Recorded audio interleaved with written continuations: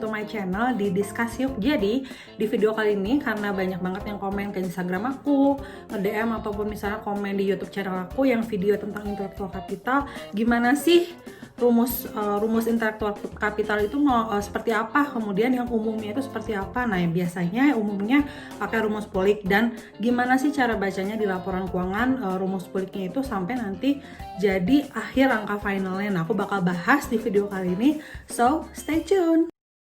Tujuan untuk mengukur intellectual capital ini apa sih? Intinya kita pengen tahu nih, berapa sih jumlah aset tidak berwujud dalam suatu perusahaan yang tidak dilaporkan dalam laporan keuangan gitu.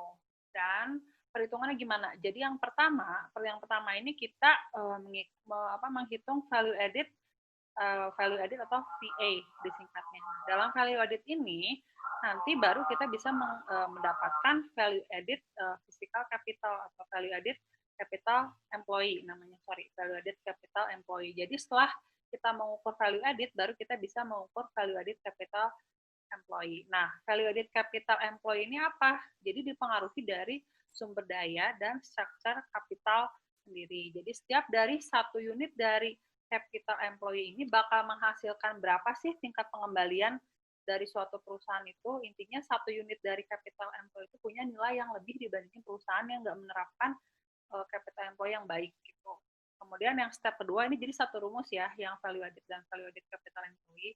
Kemudian yang value added human capital atau VAHU disebutnya. Nah, ini intinya apa sih? Kita pengen tahu nih sumber daya manusia dalam suatu perusahaan itu buat menciptakan nilai tambah dari suatu perusahaan itu seberapa besar gitu. Oke. Yang ketiga ini ada structure capital coefficient atau STVA singkatannya. Intinya kita pengen tahu seberapa besar structure capital di suatu perusahaan itu untuk menciptakan nilai tambah dari suatu perusahaan. Oke.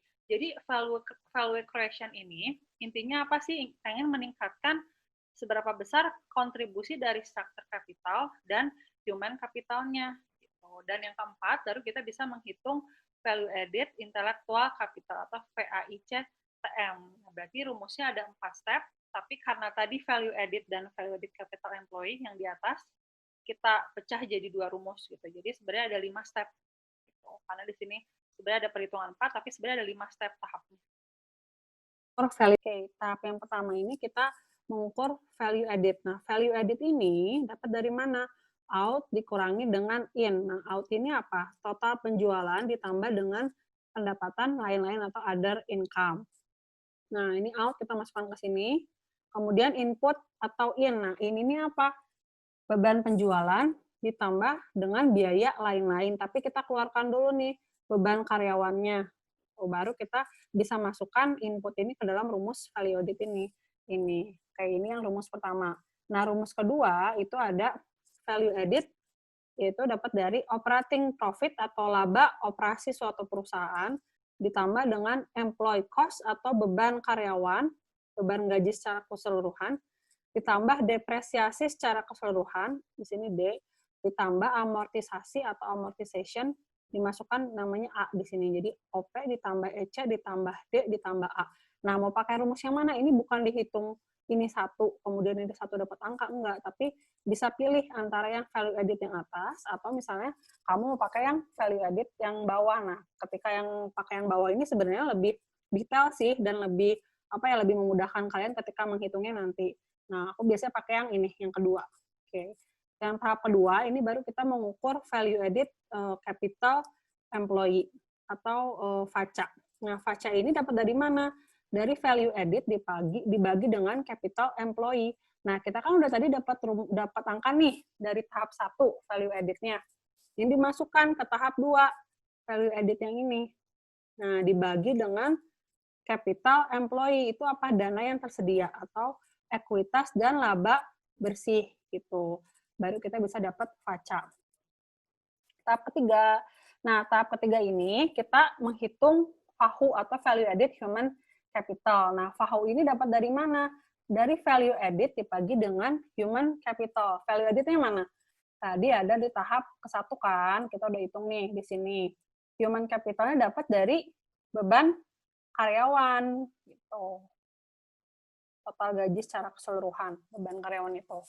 Nah, tahap 4, kita mengukur structure capital value added atau STVA. Nah, STVA ini rumusnya apa? Structure capital dibagi dengan value added. Nah, structure capital ini rumusnya apa? Nah, rumusnya value added dikurangin human capital. Nah, setelah kita mengurangin value added dikurangi dengan human capital, kita masukkan sebagai SC di sini. Dibagi dengan value added. Nah, value added dapat dari mana? Yang sudah kita hitung di awal, tadi kan di tahap 1, value added yang ini. Oke. The last step, ini ada VAICE, value added intellectual capital. Ini rumus terakhir untuk mengetahui berapa jumlah intellectual capital suatu perusahaan. Nah, caranya gimana? Caranya kita menjumlahkan aja, udah kita hitung tadi ada FACA ditambah FAHU ditambah STVA. Nah, FACA-nya ini kan kita udah hitung nih tadi di awal, di step 2, FACA. Kemudian FAHU ada di step 3. Kemudian STVA ada di step 4. Nah, ini tinggal dijumlahkan aja. FACA, FAHU, dan STVA. Sebenarnya rumus ini, rumus FAIC ini, atau intellectual capital ini agak cukup panjang sih, jadi ada turun-menurun gitu untuk mendapatkan value added. Jadi value added dulu nih. Di sini contohnya pakai kode perusahaan AISA, nama perusahaannya PT 3 Pilar Sejahtera Food Tbk. Nah, di sini untuk menghitung laba komprehensifnya kan tadi aku pakai rumus yang value added yang ini, yang operating profit ditambah employee cost ditambah depreciation ditambah amortisasi. Nah, laba operasinya di sini kan ada 379 juta sekian. Ini angkanya dapat dari mana? Ini tuh kan aku udah screenshot nih di laporan keuangannya. Di laba rugi perusahaan yang Aisia itu, yang kode saham Aisia. Ini ada laba komprehensifnya 373.750. Nah, karena dalam jutaan tinggal ditambah aja 0-6. Nah, kalian masukin ke Excel yang sheet D ini 379.032.000.000. Oke, baru kita cari employee cost atau beban karyawan. Nah, beban karyawan kan tadi aku bilang bahwa jumlahkan seluruh beban karyawan dalam gaji dan upah langsung, upah tidak langsung, semuanya dalam perusahaan tersebut. Nah, tahapnya kita cari tahu dulu gaji direktur dan komisaris. Oke, kita lihat di sini laporan keuangannya. Gaji direktur dan komisaris ini ada di catatan laporan keuangan nomor 1, ada di CLK nomor 1. Kalian bisa lihat imbalan kerja jangka pendek dan imbalan pasca kerja. Di sini kan ada deskripsinya nih. Jumlah remunerisasi Dewan Komisaris, direksi dan manajemen kunci ini adalah tahun 2015 dan 2014. Kayak karena aku mengukur IC-nya pakai tahun 2015, makanya aku di sini angkanya dari 2015. Ada 36.249.000 dalam jutaan. Oke, masukin ke sini. Gaji direktur dan komisaris tinggal ditambah 0-nya 6. Nah, selanjutnya ada upah langsung dan tidak langsung. Ini, upah langsung dan tidak langsung. Oke, upah langsung dan tidak langsung. Nah, ini dapat dari mana? Kita lihat lagi laporan keuangannya. Upah langsung dan tidak langsung nih. Ada di CLK beban pokok penjualan nih. Di CLK beban pokok dan penjualan, kita lihat ini ada upah langsung yang tandan buah segar, agribisnis, sama yang minyak sawit mentah. Nah, ini dijumlahin 49.935 ditambah 3156, baru kita masukkan ke sini. Nah, hasilnya 45.923 dikali dalam jutaan. Oke, lanjut ke beban gaji bagian umum dan administrasi. Kita lihat laporan keuangannya. Ada di CLK beban usaha juga sama. Kalau tadi kan di upah langsung. Nah, kita lihat ke gaji dan kesejahteraan karyawannya. Di sini ada angkanya 45.923, 45.923. Masukin ke sini, ke Excel kita, tapi dikali dalam jutaan.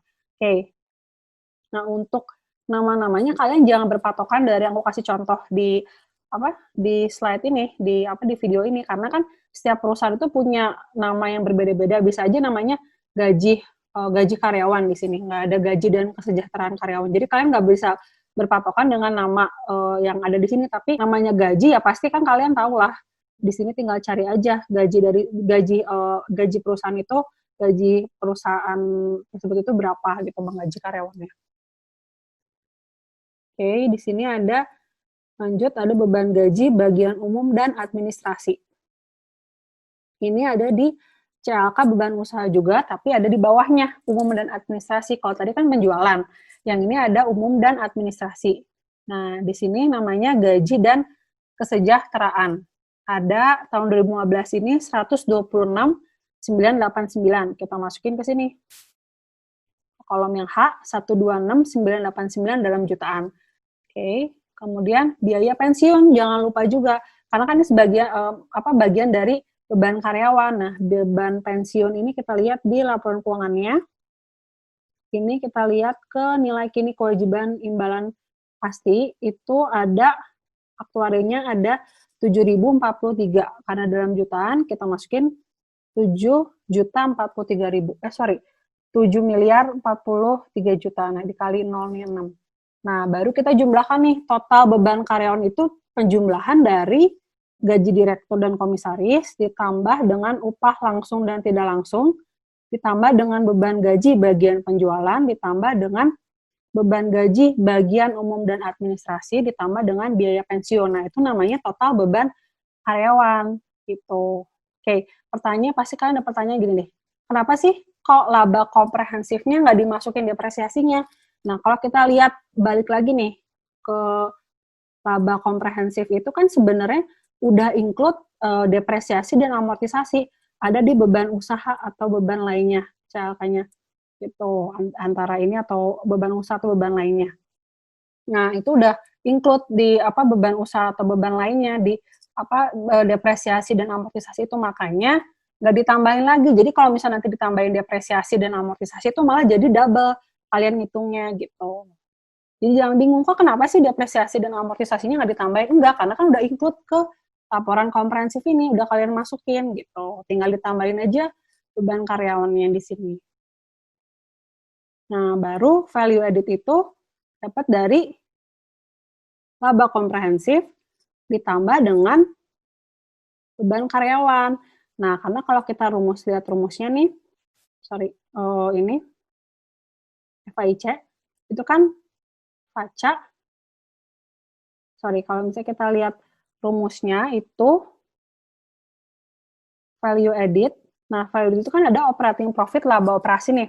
Kita udah hitung laba operasinya tadi begini, 379.032. Kemudian untuk beban karyawannya kita udah jumlahin juga tadi beban karyawannya di sini, total keseluruhannya dari sheet yang E sampai sheet yang I. Nah, dapat nih total beban karyawan, baru dapat value added. Karena tadi depresiasi dan amortisasinya udah include, makanya di sini sebenarnya udah dijumlahin, bukan berarti nggak dijumlahin gitu. Oke, kita baru dapat value added nih. Lanjut ke FACA. Nah, FACA, tadi rumusnya gimana? Value added dibagi dengan capital employee. Nah, kita udah dapat nih value added-nya. Dijumlahin kan 642.327, 6 kali nih, udah dapat. Nah, itu dibagi dengan ekuitas. Nih, rumusnya apa? Capital employee. Capital employee ini apa? Dana yang tersedia atau ekuitas laba bersih. Nah, makanya tinggal dibagi dengan ekuitas. Nah, kalau di laporan keuangan kita lihat, ini VI-nya udah dapat ya, tinggal kalian copy aja angkanya dari sini. Dari yang K ke sini. Ke yang D. Oke. Sekarang kita lihat yang ekuitas, capture laporan keuangannya nih, jumlah ekuitas ada 3966907 dalam jutaan. Tinggal dimasukin aja ke sini. Oke, 0,6. Nah, tinggal dibagi nanti. Value added dibagi dengan ekuitas 642 sekian, dibagi dengan 3996907 sekian. Dapat berapa? 0,1619. Kenapa aku bikin dalam 4 angka di belakang koma? Karena kalau di SPSS itu, persenan itu nggak kebaca, makanya aku bikin 0, gitu. Next, ke value added human capital. Nah, value added human capital ini tuh kita kan udah ngitung nih, value edit-nya tadi. Dapat dari yang step 1 ada 642 miliar sekian ya.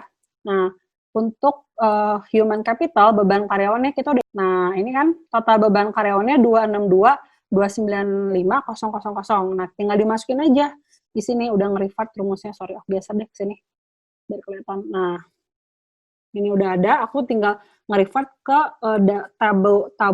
tabel VA J4 ini. Nah, VA, value added dibagi dengan human capital. Nah, kenapa aku bikin sheet-nya itu masing-masing ada value added, pacah, VAU, STVA, biar rapi aja. Karena kan rumusnya itu panjang. Belum nanti kalian pakai perusahaannya itu banyak, bisa ratusan. Apalagi kalau misalnya tahunnya kalian pakai modal yang 2 tahun, 3 tahun, itu kan bakal banyak banget. Makanya harus rapih mungkin kalian bikin Excel-nya gitu. Nah, dapat nih tahunnya berapa? 2,4396. Oke. Baru kita step 4-nya ngitung yang STVA, Structure Value Added. Nah, di sini value added-nya juga sama, udah dapat kan? Nah, value added ini udah dapat di awal, dapat 642327, tinggal di-copy aja ke sini. Oke.